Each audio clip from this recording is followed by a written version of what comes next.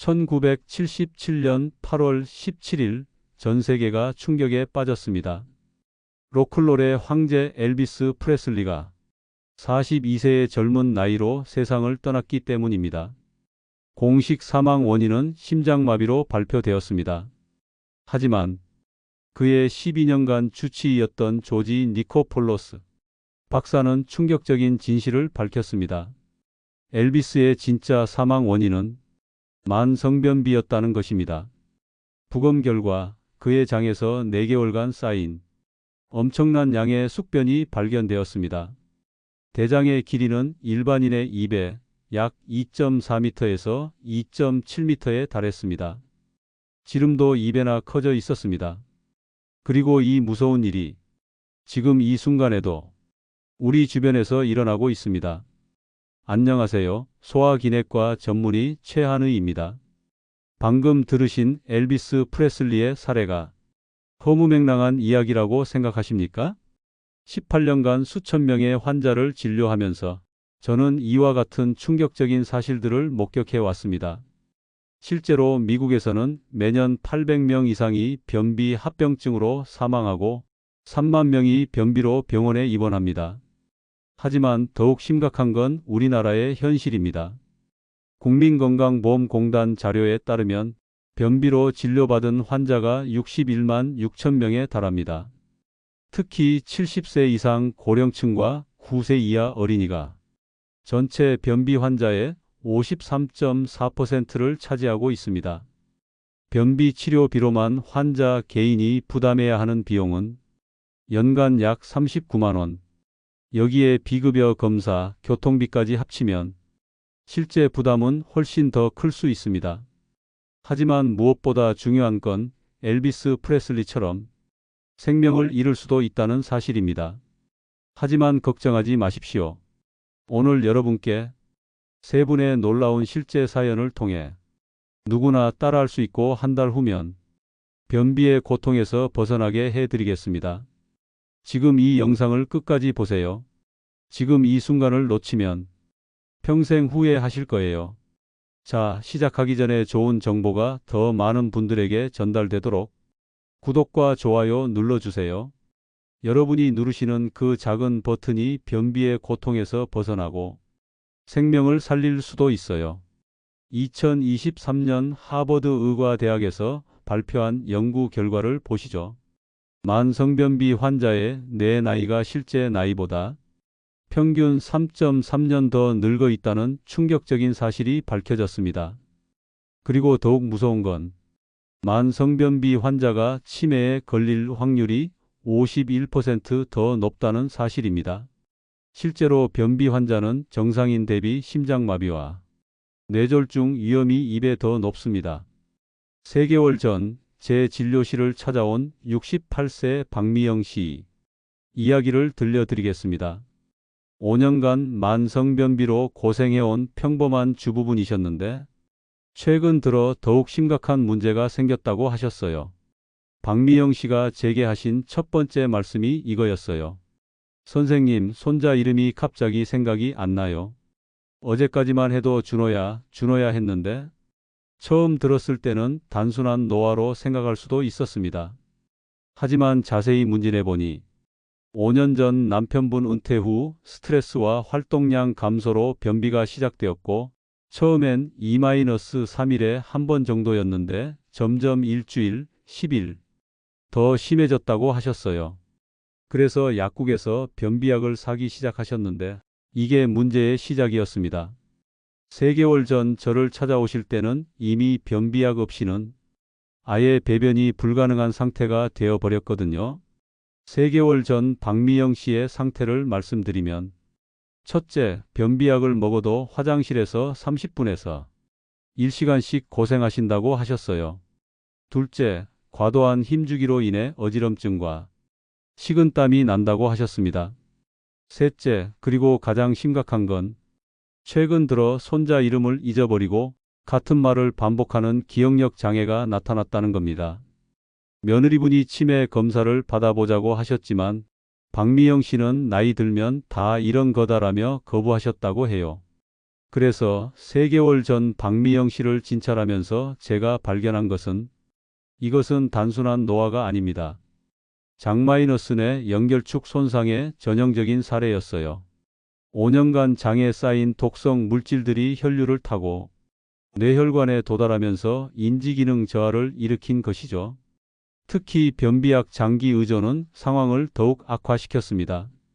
자연적인 장 운동 능력이 완전히 마비된 상태였거든요. 하지만 다행히 박미영 씨의 경우는 아직 되돌릴 수 있는 상태였습니다. 제가 3개월 전 박미영 씨에게 말씀드린 건 이거였어요.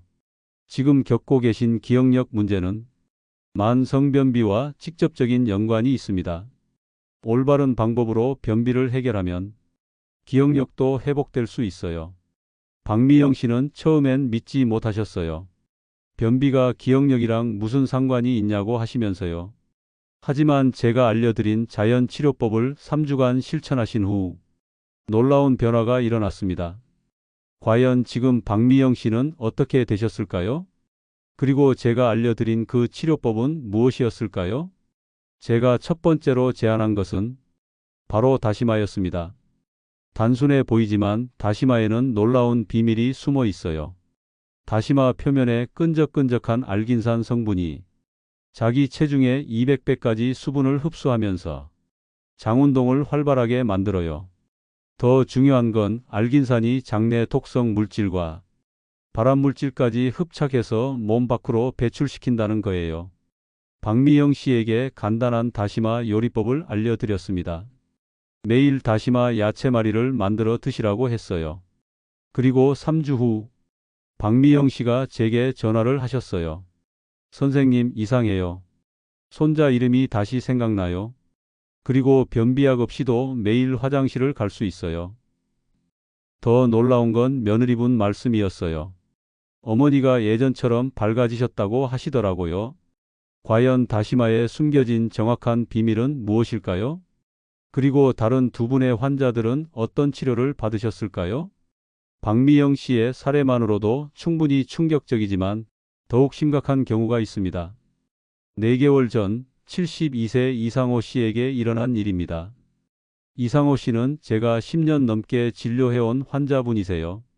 평소 고혈압과 전립선 치료로 꾸준히 제 병원을 찾아오시던 분인데 퇴직 후 변비가 급격히 악화되면서 정말 아찔한 일이 벌어졌습니다. 4개월 전 어느 날 새벽 이상호 씨 부인으로부터 다급한 전화를 받았어요.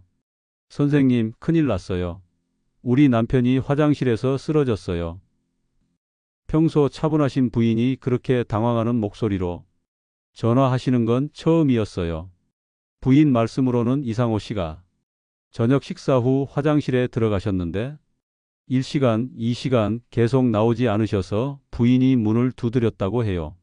아무 대답이 없어서 급히 문을 열어보니 이상호 씨가 화장실 바닥에 쓰러져 계신 거예요. 의식은 있었지만 얼굴이 새하얗고 식은땀을 흘리고 계셨다고 하더라고요. 저도 급히 병원으로 나가서 이상호 씨를 살펴봤는데 혈압이 200에 120이었어요. 평소 약으로 잘 조절되던 분인데 거의 2배로 치솟아 있었습니다. 사실 이상호 씨의 변비는 제가 이미 알고 있던 문제였어요. 4년 전 공무원직에서 퇴직하신 후부터 서서히 시작되었거든요. 퇴직 전에는 매일 출근하고 규칙적으로 식사하셨는데 퇴직 후에는 집에만 계시면서 활동량이 급격히 줄어들었어요. 매번 진료 오실 때마다 부인이 함께 오셔서 선생님, 남편이 화장실에서 너무 오래 있어요 라고 걱정을 표하셨거든요. 처음엔 3-4일에 한 번 정도였는데 점점 일주일, 10일, 심할 때는 2주간 변을 못 보는 날도 있었어요. 설상가상으로 전립선 비대까지 겹쳤어요. 그래서 더욱 화장실에서 고생하시는 시간이 길어졌죠. 그날 밤 이상호 씨에게 일어난 일을 의학적으로 설명해 드리면 변비가 심한 상태에서 과도하게 힘을 주면 수축기 혈압이 최대 70mm Hg까지 급상승할 수 있습니다. 평소 제가 처방한 고혈압 약으로 140에 90 정도로 잘 조절되던 분인데 그날 밤엔 200을 넘었어요. 이건 정말 위험한 상황이었습니다. 이상호 씨는 다행히 미주신경성 실신으로 그쳤지만 72세 고령의 이런 급격한 혈압 상승은 엘비스 프레슬리처럼 심장마비나 뇌졸중으로 이어질 수도 있었던 상황이었어요. 그 응급 상황 이후 저는 10년간 이상호 씨를 진료하면서 알게 된 그분의 식습관을 생각했어요. 이상호 씨는 육류를 정말 좋아하세요. 그래서 제가 제안한 건 바로 그린 키위였습니다. 키위에는 액티니딘이라는 강력한 단백질 분해 효소가 들어 있어요. 특히 고기를 자주 드시는 분들에게 탁월한 효과가 있습니다. 실제로 키위를 먹으면 동물성 단백질 소화 능력이 40%, 식물성 단백질 소화 능력이 27%까지 향상된다는 연구 결과가 있어요. 10년 넘게 알고 지낸 사이라 이상호 씨도 제 말을 믿고 따라해 주셨어요. 매일 아침 부인과 함께 키위 주스를 만들어 드시고 특히 고기 드신 후에는 반드시 키위를 후식으로 드시라고 했죠. 그리고 2주 후 정기 진료 때 부인이 저에게 뛸 듯이 기뻐하며 말씀하셨어요. 선생님, 정말 신기해요. 남편이 화장실에 있는 시간이 10분으로 줄었어요. 저도 이제 밤에 푹 잘 수 있어요. 이상호 씨도 환하게 웃으며 말씀하시더라고요. 선생님 덕분에 이제 화장실 가는 게 무섭지 않아요. 마누라도 안심하고 있어요. 과연 키위에 숨겨진 더 놀라운 비밀은 무엇일까요? 그리고 세 번째 환자는 어떤 상황이었을까요? 두 분의 사례도 충분히 심각했지만 가장 마음이 아팠던 경우가 있습니다. 2개월 전 제 진료실에 찾아온 65세 정은순 씨의 이야기입니다. 정은순 씨는 3년 전 중풍으로 쓰러진 남편을 혼자 간병하고 계셨어요.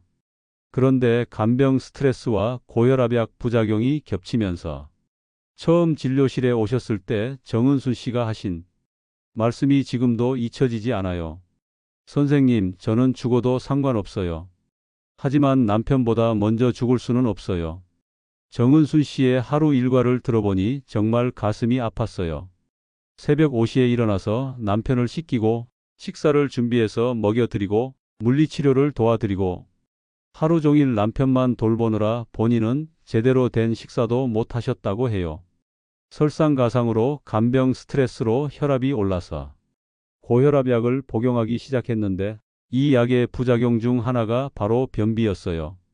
정은순 씨 말씀으로는 화장실에서 30분 이상 있으면 남편이 깨서 자신을 찾는다고 하더라고요. 그래서 변이가 와도 참고 또 참았다고 해요. 3-4일에 한 번, 심할 때는 일주일에 한 번. 그나마도 남편이 깊이 잠든 새벽에만 화장실을 갈 수 있었다고 하셨어요. 정은순 씨는 여러 요인이 복합적으로 작용한 가장 어려운 케이스였어요. 첫째, 스트레스성 변비. 3년간의 간병으로 인한 만성 스트레스가 장 운동을 마비시켰어요. 둘째, 약물 부작용. 고혈압약의 부작용으로 변비가 더욱 악화되었어요. 셋째, 배변 억제. 남편 간병 때문에 변이가 와도 참는 습관이 생겼어요. 정은순 씨는 저에게 이렇게 말씀하셨어요. 선생님, 남편도 챙기고 내 몸도 챙기고 너무 힘들어요. 어떻게 해야 할지 모르겠어요. 정은순 씨의 상태는 정말 위험했어요. 간병자가 쓰러지면 환자도 위험해지거든요. 실제로 정은순 씨에게 나타난 증상들을 보면 복부 팽만감으로 제대로 된 식사를 못 하시고 체중이 5kg이나 빠졌어요. 만성 피로와 우울감으로 간병에도 지장이 생기기 시작했어요. 가장 위험했던 건 나는 괜찮다는 생각으로 본인 건강을 완전히 방치하고 있었다는 점이에요. 정은순 씨의 복잡한 상황을 고려해서 제가 제안한 것은 바로 우엉이었습니다. 간병으로 바쁜 정은순 씨에게 가장 적합한 해결책이었어요. 우엉에는 이눌린과 리그닌이라는 두 가지 강력한 성분이 들어있어요. 이눌린은 장내 유익균을 활성화시키고 리그닌은 장운동을 촉진시킵니다. 가장 좋은 점은 우엉차로 만들어 마실 수 있다는 거예요. 간병 중에도 간편하게 끓여서 남편과 함께 마실 수 있거든요. 우엉은 천연 완화제 역할도 해서 변의 수분 함량을 높이고 배변 횟수를 자연스럽게 늘려줍니다. 정은순 씨에게 간단한 우엉차 끓이는 법을 알려드렸어요. 남편과 함께 하루 3번 마시라고 했죠. 그리고 한개월 후 정은순 씨에게서 정말 놀라운 소식을 들었습니다. 이제 매일 변을 볼 수 있게 되어서 몸이 많이 가벼워진 느낌이라고 했어요. 그리고 남편도 우엉차를 좋아해서 함께 마시고 있어요. 둘 다 건강해지는 기분이에요. 더 놀라운 건 정은순 씨의 전체적인 컨디션이 좋아졌다는 거예요. 간병하면서도 본인 건강을 챙길 여유가 생겼다고 하시더라고요. 세 분 모두 놀라운 변화를 보이셨습니다. 그런데 여러분, 이 세 가지 음식에 숨겨진 공통점이 무엇인지 아시나요? 겉보기엔 전혀 다른 이 세 가지 음식이 모두 변비를 해결할 수 있었던 이유. 그것은 바로 모두 강력한 식이섬유와 각각의 특수한 생리활성 물질을 가지고 있다는 점입니다. 이제 여러분께 이 세 가지 기적의 음식이 우리 몸에서 어떤 마법을 부리는지 정확히 알려드리겠습니다. 먼저 박미영 씨를 구원한 다시마의 비밀부터 알아보겠습니다. 다시마 표면에 끈적끈적한 알긴산은 자기 체중의 200배까지 수분을 흡수합니다. 이게 얼마나 대단한 능력인지 아시나요? 장 속에서 알긴산이 팽창하면서 장벽을 자극해 자연스러운 장운동을 유발합니다. 더 놀라운 건 알긴산이 장내 독성물질과 발암물질을 마치 자석처럼 흡착해서 몸 밖으로 배출시킨다는 거예요. 그래서 박미영 씨의 기억력이 회복된 거예요. 장에서 독소가 제거되니까 뇌로 가는 독성물질도 차단된 거죠.